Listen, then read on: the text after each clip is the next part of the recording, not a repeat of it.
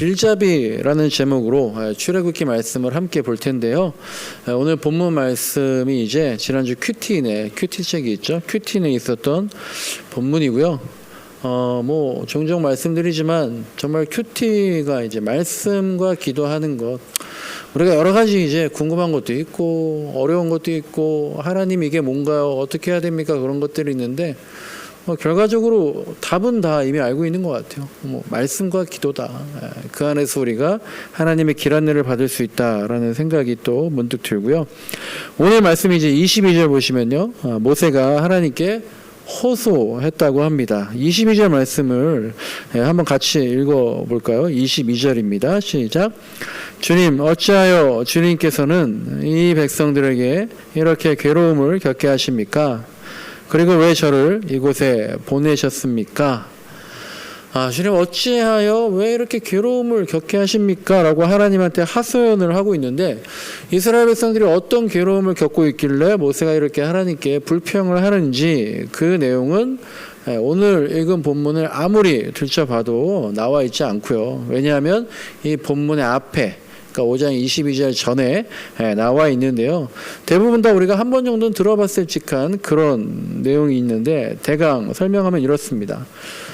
출애굽이잖아요. 하나님께서 모세한테 바로 이집트 왕 파라오에게 가서 이제 이스라엘 백성들, 강제 노동에 시달리고 있는 이스라엘 백성들 놔주라고, 해방시키라고 바로에게 그렇게 말해라 라고 모세한테 얘기하셨잖아요.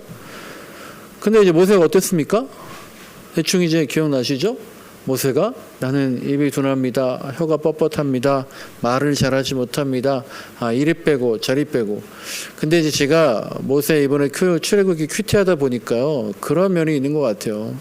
모세가 트라우마가 있었던 것 같아요. 어떤 거냐면 예전에 이스라엘 백성들 괴롭힌 애굽 사람을 한 명 죽이잖아요. 그래서 자기는 절반은 지금 이제 왕궁에 있지만, 왕족이지만 자기는 히브리 사람, 이스라엘 백성이라고 생각하면서 도와주면서 이제 애굽 사람을 죽였던 건데, 그렇게 나섰더니 어떻게 됐어요? 이스라엘 사람들이 모세를 뭐라 그러면서 너가 우리까지 죽일 참이냐? 라고 하면서 나서지 말라고 그렇게 이제 얘기하고 결국 왕궁에서 도망쳐서 40년 동안 광야에 있었던 거잖아요. 그러니까 내가 뭔가 나섰을 때에 자기는 자격이 있다고 또 도와준다라고 생각했는데 오히려 핀잔 듣고 오히려 쫓겨나게 됐던 그 경험이 있잖아요. 그러니까 광야에서 지금 그냥 40년 동안 죽어 살고 있는데 하나님이 다시 모세를 끄집어 내세우시는 거예요. 그러면서 나서라고 하시니까 모세가 이리 빼고 저리 빼고 했던 거죠. 근데 이제 어쨌든 간에 하나님이 계속 강권하시니까 모세가 결국 바로에게 가서 하나님의 말씀을 전하는 모습이 오늘 본문 앞에 나와 있는 거예요. 우리 히브리 사람들을 이제 풀어달라. 이스라엘 백성들이 아까 이제 우리도 세번역 성경으로 읽다 보니까 못 보던 단어 하나가 나오잖아요. 강제 노동이라는 것을 지금 애굽에서 하고 있었어요. 그래서 건축 현장에 투입해서 뭐 피라미드도 짓고 벽돌도 만들고 그러고 있었는데, 그런데 그 이스라엘 백성들이, 노예들이 일을 중단하고 우리 나가게 해달라라고 하니까 애굽 왕 바로가 뭐라 그랬겠어요? 당연히 안 된다고 하겠죠. 지금 60만 명이나 된다는 노예가 그 일손이 하루아침에 다 없어지면 그러면 일은 누가 합니까? 손은 누가 키워요? 국가 경제가 올 스톱되는 거죠. 그러니까 제가 왕이었어도 야 갑자기 무슨 소리냐? 말도 안 되는 소리 하지 말라고 그렇게 말하고 모세를 그냥 돌려보냈을 거예요. 근데 이제 만약에 여러분들이라면 그래도 이제 이렇게 얘기하지 않고 아마 이렇게 얘기하지 않았을까? 야, 너 갑자기 왜 그러냐? 무슨 애로사항이 있냐? 지금 백성들이 불만이 많아? 도대체 뭐가 문제냐? 말해봐라. 내가 반영하겠다. 조정하겠다. 이렇게 소통을 하겠죠. 그러면 또 이제 모세가 그렇다. 지금 너무 힘들다. 너무 고역이다. 이제 더 이상 참을 수가 없다. 한계를 이미 넘어섰어요. 살려달라고 아우성이어서 이제 이스라엘 백성들이 막 폭동을 일으킬지도 모릅니다. 라고 얘기했을 수도 있겠죠. 그러니까 여러분들이 이제 직장이나 여러분 이제 직장에서 후임이나 혹은 직원들이 이런 말을 하면 여러분 어떻게 하시나요? 와, 그 친구가 정말 죽어라 일만 하고 시키는 일에 토단 적도 없고 열심히 일했는데 어느 날 와서는 이제 한계점에 다다랐어요. 도저히 못해 먹겠습니다. 그만두겠다라고 하면 여러분 어떻게 하시겠어요? 아마 이제 여러분들은 그간의 어려웠던 점을 쭉 아까처럼 들으면서 내가 몰라줘서 미안했다. 너무 무리하게 밀어붙여서 미안하다. 만약에 사장이라면 복지제도를 개편해 주겠다. 추가 수당을 올려주겠다. 임금을 올려주겠다. 그리고 나중에 여유가 되면 사람을 더 충원하겠다. 그러면서 이제 좀 며칠만이라도 좀 쉬었다 와라. 이렇게 말하지 않겠어요? 근데 그러면 안 돼요.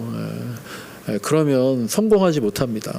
그러면 높은 자리에 올라가지 못해요. 애굽 왕 바로가 왕이어서 그런지 역시 다르더라고요. 이렇게 얘기하지 않고 바로 왕이 모세를 돌려보내고 어떻게 했습니까? 모세 돌려보낸 다음에 자기 부하들을 불렀어요. 이스라엘 감독관들과 이 강제노동 작업반장들을 불러서 이렇게 말했다고 5장 22절 앞에 나와 있는 거예요. 야, 지금 저 히브리 노예 대표라는 사람이 와가지고 이런 말을 하는데 아직 살만한가 보다. 그러니까 살만하니까 생각하고 저런 얘기는 하고 있지. 안 되겠다. 뭐라 그래요? 앞으로는 쟤네들 벽돌 만드는데 필요한 집 주지 말아라. 앞으로는 벽돌 제조뿐만 아니라 그 재료 조달까지 스스로 다 알아서 하게 해라. 그러면서 일이 많아질 테니까 벽돌 양을 줄이는 게 아니라 그러면서도 하루 벽돌 생산량도 예전과 똑같이 하도록 해서 자꾸 일해. 굴려라. 생각하지 못하게 해라. 잡생각이 들게 하지 말고 그래야 저놈들이 우리 좀 풀어달라고 하는 저 모세 같은 작자의 허튼 소리에 선동에 생각할 겨를도 없지 않겠냐? 자, 그렇게 해라 라고 얘기를 했다라는 거예요. 이 정도는 돼야 한 나라를 이끄는 왕이라고 할 수 있지 않겠습니까? 힘들다고 다 들어주면 안 된다라는 겁니다. 노예는 그저 개나 돼지라는 거예요. 그게 전통을 이어온 조직의 통치 철학이다라고 하는 게 지금 성경에 나와 있어요. 애굽 왕이 그렇게 했다라는 거죠. 근데 이제 바로가 이렇게 명령하니까 어떻게 됐냐면 바로의 이 말에 이스라엘 백성들이 어떻게 그럴 수 있습니까? 부당합니다. 불의합니다. 이렇게 항거하면서 다 들고 일어나서 나라가 혼란스럽게 됐습니까? 아니거든요. 바로가 이렇게 명령하니까 바로의 의도대로 효과가 즉각적으로 나타났어요. 그래서 더 힘들게 된 히브리 노예들이 오히려 누구한테 불평을 합니까? 바로 왕한테 불평하는 게 아니라 자기들을 도와주겠다고 나섰던 모세와 아론. 모세와 아론 때문에 우리가 더 괴롭게 됐다고 그들에게 화살을 돌려서 항의하고 모세에게 너 왜 또 나서냐? 그냥 가만히나 있으라고. 네가 뭐 할 수 있겠냐고. 너가 뭐냐고. 오히려 더 힘들게 하려는 거냐고. 우리가 언제 너한테 부탁했냐? 하나님한테 부탁했지? 그렇게 이제 얘기했다라는 게 앞에 있는 내용들이에요. 그러면서 되게 재밌는 말씀이 5장 21절에 나오는데요. 오늘 본문 바로 앞에 이런 말씀이 있어요. 한번 들어보세요. 이스라엘 백성들이 모세한테 말하는 거예요. 하나님께서 너희들 모세와 아론을 내려다보시고 벌을 내리시면 좋겠다. 그러니까 자기들이 힘들어 죽겠다가 아우성쳐서 하나님이 그걸 들으시고 모세와 아론을 보내신 게 하나님인데 오히려 이스라엘 백성들이 하나님의 이름을 들먹이면서 모세와 아론을 하나님의 이름으로 저주를 하고 있습니다. 그렇다면 모세는 또 이들의 반응을 보고 어떻게 했어야 했을까요? 모세는 하나님을 변호했어야죠. 모세는 이스라엘 백성들을 위로하고 격려했어야죠. 그리고 모세는 하나님 편이었어야죠. 그런데 오늘 본문인 5장 22절과 23절을 보시면 모세는 하나님께도 불평하고 불만을 토로하고 있다는 거죠. 하나님, 어찌하여 이 백성들에게 이런 괴로움, 즉 일일 벽돌 생산량은 똑같은데도 오히려 그 원재료인 집은 자기가 직접 구하게 하셔서 더 힘들게 만들었습니까? 라고. 그리고 왜 나를 저 사람들한테, 내가 그렇게 안 간다고 했는데 왜 저 사람들한테 나를 보내서 이렇게 욕과 저주까지 듣게 하셨습니까? 라고 이렇게 얘기를 하고 있는 겁니다. 뭐 이제 여러분 어떨지 모르겠는데 저는 이 과거의 역사 이야기 보면서요, 최근 벌어졌던 이제 대우조선해양의 하청 노동자들의 파업이 계속 있었잖아요. 그리고 거기에 대한 대우조선해양과 정부의 대응들, 그리고 또 이제 옛날하고 달라요. 같은 노동자지만 다른 옷을 입은 원청 그리고 하청 노동자들이 똑같은 노동자인데 어떤 노동자들은 파업을 철회하라라고 농성하고 있고 또 어떤 노동자들은 파업을 지지합니다라고 농성을 하고 있는 거죠. 이런 것들이 이제 본문 보면서 오버랩이 되더라고요. 네, 사람의 생각은 계속 변합니다, 여러분. 화장실 들어갈 때랑 나갈 때가 다르다고 하잖아요. 저도 이제 어쨌든 담임 목회 하다 보니까요, 부목사 때 했던 생각하고 또 담임 목사 했을 때랑 또 생각이 달라요. 제가 이제 어떤 글을 봤는데 옛날에 어떤 부자가 있었대요. 길에서 돈자루를 잃어버렸답니다. 그래서 이제 부자가 돈을 찾으려고 이거 찾아오는 사람들한테 100냥을 주겠다라고 이제 현상금을 내걸었대요. 그리고 이제 며칠 뒤에 한 소년이 돈자루를 주워가지고 찾아가지고 부자한테 왔어요. 그래서 이제 부자가 와, 드디어 찾았구나 너무 기뻐했는데 곧바로 드는 생각이 어떤 생각이었겠어요? 100냥이 아까웠던 거죠. 그래서 이 부자가 잔꾀를 부려서 이렇게 얘기합니다. 야, 돈이 꼭 100냥이 모자르는구나. 네가 미리 사례금을 챙겨가지고 가져간 모양이구나. 이렇게 돈을 찾아줘서 고맙다. 그 소년한테. 자, 이제 그만 가봐도록 해라. 라고 얘기를 했다라는 거예요. 그러니까 이 소년이 뭐라고 말도 못하고 와서 이제 화를 하니까 억울한 마음에 동네 사또에게 가서 이렇게 하소연을 했답니다. 그러니까 이제 사또가 부자 소년을 불러서 먼저 소년에게 물었답니다. 마치 이제 솔로몬이 재판하는 것 같아요. 여러분들이 사또라면 어떻게 재판을 했겠어요? 그 소년한테 먼저 물어봤대요. 야, 너는 자루에서 돈을 꺼낸 일이 있냐? 그렇게 물어보니까 없습니다. 억울합니다. 그러니까 사또가 부자에게도 물었습니다. 자네가 잃어버린 돈자루에는 돈이 얼마나 들어있었나? 그랬더니 이 부자가 500냥이 들어있었어요 라고 얘기를 합니다. 그럼 소년한테 받았을 때는 돈이 얼마나 들어있었나? 그랬더니 400냥이 들어있었습니다. 그러니까 사또가 이렇게 판결을 내렸대요. 그러면 그 돈자루는 자네가 잃어버린 돈자루가 아니구나. 500냥이 들어있는 돈자루를 다시 찾아봐라.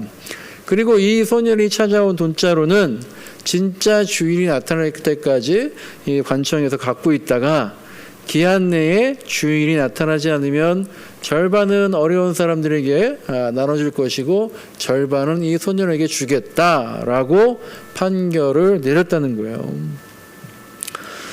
사람의 욕심이라는 게 내가 처한 위치와 어떤 환경에 따라서 계속 변하는 거예요. 어제까지는 이랬다가 오늘은 이랬다가 주님 이것만 하게 해주신다면, 아버지 이것만 통과하게 된다면, 여기만 넘어가게 된다면, 그러다가 또 언제 그런 기도했냐는 듯이 또 우리가 바뀌게 되는 거죠. 또 이제 그런 욕심에 대해서 어떤 사건이 있는데 정당하게 처리할 수 있는 지혜와 신뢰가 필요하고 또 그렇게 정당하게 처리할 수 있는 사랑이 필요한 건데, 이 사랑이라는 게 이 새 계명, 이 사랑이 기준이 돼서 우리에게 길 안내를 해주고 우리가 길잡이를 잡아야 되는데 우리가 그런 길잡이를 잃고 사는 게 아닌가 싶은 거예요. 너무나 명확해요. 뭐가 명확하냐면요, 돈 주머니를 잃어버린 부자를 보면 참 나쁜 사람이네, 어떻게 저럴 수가 있지? 라고 하는 게 너무나 명확해요. 그리고 이집트 왕 파라오가 이스라엘 노예들한테 조치를 한 게 너무나 나쁜 것이라고 어떻게 하나님 말씀 안 들을 수 있지? 라고 우리가 너무나 명확하게 생각하는데 우리 주변에서 벌어지는 그와 비슷한 일들, 내 내면에서 왔다 갔다 하는 그런 비슷한 상황들 우리가 명확하게 판단하는가? 과거를 평가하는 게 아니라 현실에서 내 마음을, 이 상황을 결정할 때는 이런 것들이 굉장히 어려운 문제가 아닙니까?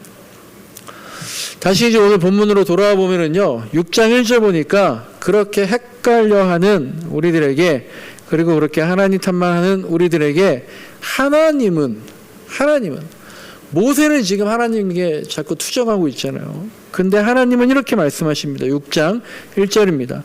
이제 너는 내가 바로에게 하는 일을 보게 될 것이다.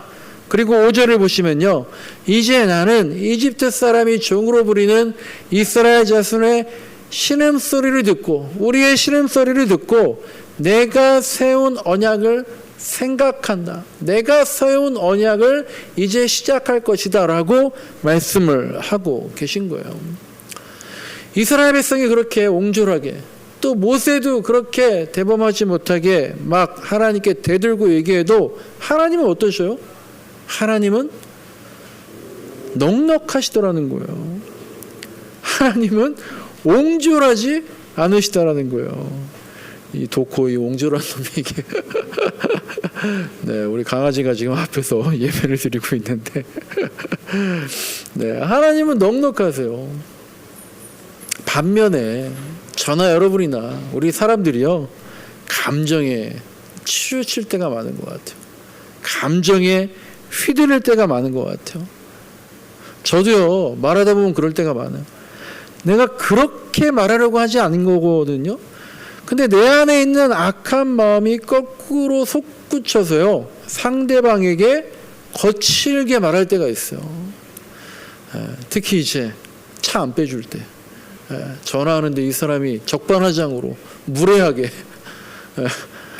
그리고 뭐 너무나 당연하게, 그럴 때에 내 안에 있는 괴물이 거친 말로 표현된다고 이번 1월 1책으로 읽었던 하나님 저 잘 살고 있나요? 라는 책에 나오더라고요. 1월 1책에 한 분 오셨어요. 근데 그 책에 그런 내용이 나와요. 사람들이 무례하거나 적반하장으로 나올 때 내 안에 괴물이 솟구쳐 나와서 거친 말을 하게 된다. 그러니까 지금 이스라엘 백성들은 모세한테, 또 모세는 누구한테요? 하나님한테 적반하장으로 무례하게 거친 말을 쏟아붓는데 하나님은 그 말씀을 듣고도 어떠신 거예요? 평정심을 유지하신다라는 거예요. 이제 시작할 거다. 기억하고 있다. 그저 이렇게만 한 말씀 하고 계신 하나님이다라는 겁니다. 어쨌든 이래서 모세가 다시 이스라엘 백성들한테 가서요, 하나님의 계획을, 그들의 해방에 대한 하나님의 계획을 얘기하지만 9절을 보니까요, 그들이 역시 모세의 말을 듣지 않았다라고 했습니다. 왜냐하면요, 그들이 이미 무거운 노동에 지치고 기가 죽었기 때문이라고 9절에 기록이 되어 있어요. 무거운 노동에 지치고 기가 죽으면요, 안 들리나 봐요. 우리가 기분이 좋을 때, 막 승승장구할 때, 에너지가 넘칠 때는 누가 무슨 말을 해도 들을 수가 있습니다. 하지만 무거운 노동에 지치고 기가 죽어 있으면요, 누가 아무리 맞는 말을 해도, 아무것도 아닌 말을 해도, 또 오히려 격려를 해줘도 듣지 않고 들리지도 않고 오히려 화를 내고 짜증만 내는 겁니다. 여러분은 계속해서 하루하루 날마다 바뀌고 감정도 바뀌고 상황도 바뀌고 여러 가지 일들 속에서 누구를 길잡이로 삼고 있습니까? 선택의 기로에서 누구의 길 안내를 받고 있습니까? 여러분, 모세가 이스라엘 백성들의 길잡이가 아닙니다. 이스라엘 백성들의 길잡이는 누구예요? 하나님이시거든요. 여러분 각자가 내가 내 인생의 길잡이가 아니라는 거예요. 하나님이 우리 인생의 길잡이다라는 거예요. 그런데 우리가 말씀과 기도하지 않고 얼마나 내가 내 마음대로 내 인생의 길을 개척해 나갑니까? 그리고 제가 우리 동행한빛교회 길잡이가 아니에요. 하나님이 우리 교회의 길잡이다라는 겁니다. 여러분들 이제 식상하실 수도 있지만 저는 아직도 가슴이 두근두근해요. 하나님이 여기 우리 동행한빛교회를 세워주셨던 그 과정에 하나님은 저의 확실한 길 안내, 길잡이를 하셨던 거고 제가 길 안내를 확실하게 받았거든요. 근데 여러분 길 안내를 받아요. 길잡이를 따라가요. 다 해결됩니까? 해결이 되죠. 가게 되니까. 그런데 그 길이 평탄한 건 아니에요. 정말 이 길이 맞나? 정말 맞아요? 라고 물어볼 때가 있는 거죠. 가면 된다는데 가는 길이 힘들 때가 있는 거잖아요. 우리 인생도 마찬가지잖아요. 여러분 다 각자 응답 받았잖아요. 이거라고 얘기 들었잖아요. 그래서 그 길로 가고 있잖아요. 분명히 하나님 음성 듣고 가는 길인데 그러니까 이제 뭐가 되겠지. 금방 되겠지. 아니 금방 어떻게 돼. 참고 인내해야지. 근데 이제는 되겠지. 그런데 아직도 보이지 않을 때가 있잖아요. 분명히 내가 길을 따라 가고 있는데 여러분은 그럴 때 어떻게 합니까? 지금 이스라엘 백성들이 그렇게 하는 거예요. 길 안내가 틀린 것 같다. 길잡이를 바꿔야겠다. 이스라엘 백성들이 출애굽 때에 광야에서 얼마나 많이 길잡이인 모세를 끌어내리려고 했습니까? 또 길 안내하시는 하나님께 얼마나 많은 원망을 하고 돌아가려고 했습니까? 길을 바꾸려고 하지 않았어요? 그런데 우리가 그럴 때마다 믿음과 인내로 견뎌낼 수 있느냐, 그렇게 하고 있느냐라고 하는 거죠. 계속해서 우리한테 하나님의 사인이 있어요. 여러분도 우리가 나눔과 교제할 때도 이런저런 것들을 나누시고 또 이런 것들 저런 것들 여러분들 기도하고 계시지만 정말로 민감하게 하나님의 사인을 봐야 됩니다. 정말 우리에게 하나님이 계속 보여주세요. 저도 이제 지난주 수요일 날 이런 일이 있었어요. 이 동네 지나가시던 한 분이 여기가 이제 교회입니까 카페입니까 하고 이제 들어오시는 맨날 그런 것 같아요. 여기가 교회예요 카페예요. 들어오시면 이제 한 말씀 하시면서 이제 누구신가 했더니 이제 요 옆에 이제 도마사거리에 새로 이제 아파트가 들어왔잖아요. 이 편한 세상이라고. 이제 아까 제가 저희 교회 건물주분들 글로 이제 원주민이셨기 때문에 이제 이사 오신다는 건데 거기에 광고 대행사의 본부장님이시더라고요. 이쪽에 이제 광고 업무 보러 오셨다가 저희 교회를 들르셨다라는 거예요. 저는 이제 저 아파트가 입주를 하게 되면 시작하게 되면 아파트에다가 교회 광고를 해야겠다, 홍보를 좀 해야겠다라고 계속 생각하고 있었거든요.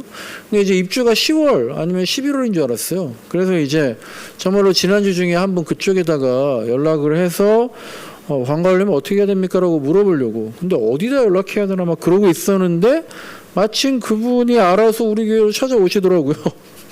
그래서 이제 여쭤봤더니 내일부터 입주라는 거예요. 8월부터 8월 9월 2달 동안 입주라고 하더라고. 그러면서 이제 자기가 지금 입주 광고라는 게 따로 있다 그러더라고요. 그거를 이제 맡은 회사의 본부장이다라는 거죠.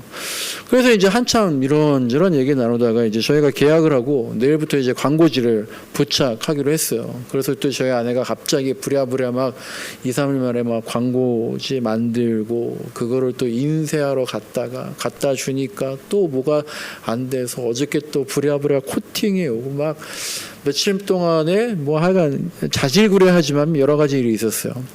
이제 계약하기 전에 광고 계약하기 전에 먼저 이제 제가 이제 무슨 일이 있으면 다 나누기 얘기하기 힘드니까 김영희 권사님하고 좀 상의를 했는데 권사님 그러시더라고요. 필요한 것 같기도 하고 그런데 이제 교회가 막 그런 다른 광고 업체 식당들이나 다른 업체들과 동급으로 광고하는 게 좀 거시기한 것 같지도 않나요 목사님? 그러면서 이제 하지만 또 여기에 교회가 있는지 모르니까 알리는 게 필요한 것 같기도 하고 목사님이 그렇게 생각하시면 당연히 하셔야죠 라고 하시고 또 이제 주중에 1월 1책 하는데 한 분이 그런 말씀 하시더라고요. 목사님 그러면 이제 의자를 많이 준비해야 되는 거 아닌가요? 네, 이제 웃자고 이제 하신 말씀인데 효과가 있겠습니까?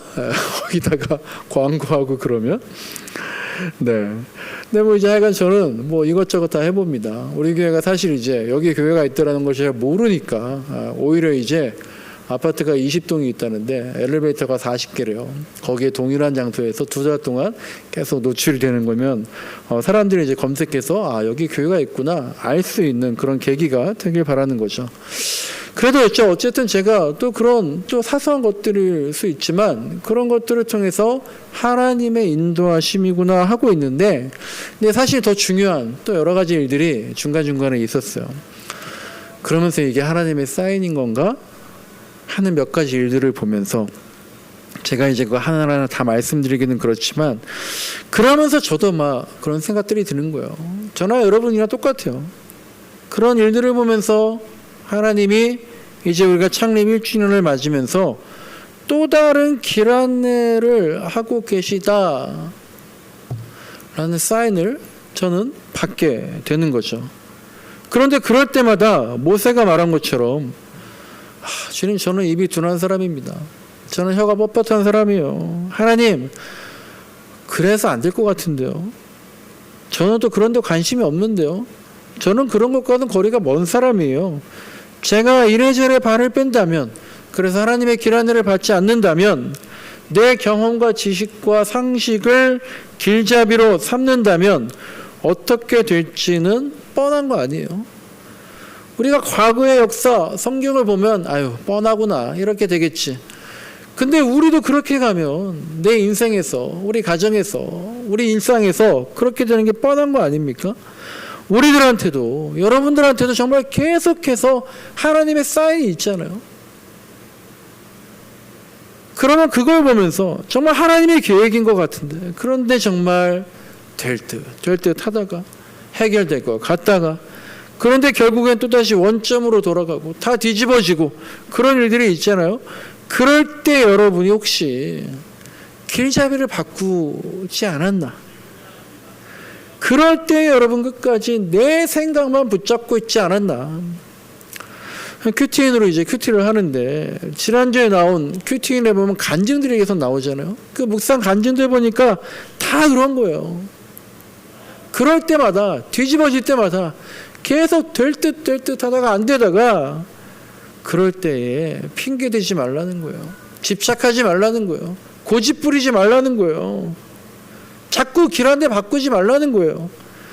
그러면 정말 갈 때까지 가서야 모든 문제의 근원은 다른 게 아니라 이거였구나. 하나님을 인정하는 거, 하나님 붙잡는 거, 말씀과 기도 안에 있는 거, 예배를 회복하는 거, 그것을 길잡이 삼아서 그것의 길 안내를 받아야 살 수가 있는 거구나. 예배가 나를 살아나게 하는 거구나. 신앙이 나를 살아나게 하는 거구나. 하나님을 인정하는 거, 이것 때문에 여태까지 이랬구나. 그래서 하나님이 계속해서 사인을 보내셨구나. 그거 고백하게 되더라. 갈 때까지 가서야. 라고 하는 게 다 간증에 나와 있는 똑같은 말이더라고요. 말씀을 마칩니다. 여러분, 지난주에 제가 이런 말씀했어요. 여러분들이 왜 이 동행한 빛 교회에서 저와 동행하게 하셨을까? 그걸 제가 깨달았다라고 말씀을 드렸잖아요. 뭐 제가 누차 말씀을 드렸지만 저는 여러분들이 저에게 뭔가를 해주길 기대를 많이 했었다 그랬잖아요. 그리고 저는 이런 욕심이 있었어요. 여러분한테 정말 좋은 목사로, 정말 좋은 교회에서 되게 그렇지만 질 높은 교육을, 양육을 받게 해야지. 그런 욕심을 가지고 있었어요. 근데 제가 1년이 지나면서 깨달은 것은 이거예요. 왜 여러분들을 저와 동행하게 하셨을까?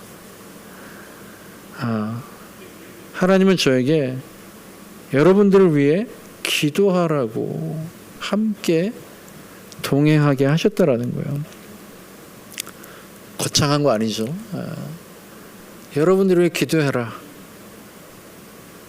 기도가 필요하더라. 그냥 그거예요. 저들을 위해서 기도해라. 여러분의 기도 제목 가지고 같이 기도해라. 단지 그거더라고요. 저한테는 정말 커다란 깨달음이었어요. 근데 이제 주중에 제가 설교 준비하면서 거기에 하나를 더 알게 해 주셨어요. 저들도, 그들도, 여러분들도 너를 위해서, 저를 위해서 기도하라고, 같이 기도하라고, 그래서 여기에 오게 됐을 거라는 걸 알게 됐을 거다. 맞아요? 아셨어요? 네. 하나님 아직 모르는 것 같습니다. 그걸 알게 하실 거라는 거예요. 그래서 함께 동행하게 하셨다라는 거예요. 우리가 서로를 위해서 기도하면서 하나님의 길 안내를 듣기를 간절히 소망합니다. 그래서 하나님만을 길잡이로 해서요, 우리 인생길을 따라가는, 동행하는, 성숙하는 그런 공동체가 되기를 간절히 소망합니다. 찬양할 텐데요.